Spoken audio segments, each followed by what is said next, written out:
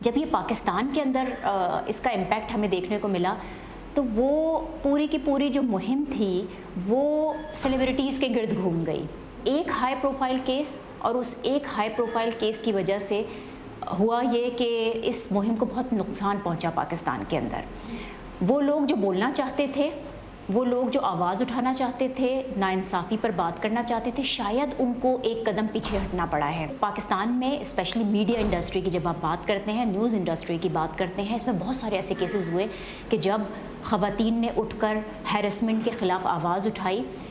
انہوں نے قانونی کارروائی کا بھی سامنا کیا، یہاں تک کہ کیسز بھی جیتے ہیں، لیکن اس کے بعد ان کے لیے اسپیس ختم ہو گئی، وہ واپس اس نیوز روم میں نہیں جا سکی ہیں. میں آج بھی سڑک پہ نکلی اور آج بھی میں نے وہی جملے سنے جو شاید مجھے لگتا تھا کہ اب لوگ نہیں کہتے ہوں گے کہ کیا اسٹائل ہے لڑکی کا باہر نکلنا اور کسی مرد کا اس کو یہ کہنا، یہ ہراسمنٹ نہیں ہے کیا؟ اور اگر ہے تو اس کا مقصد ہے کہ جہاں پھر میرا وہی بات آ جائے گی کہ جہاں مجھے میسج دینا تھا می ٹو کے through inside Pakistan, I am sorry to say this, we are failing it.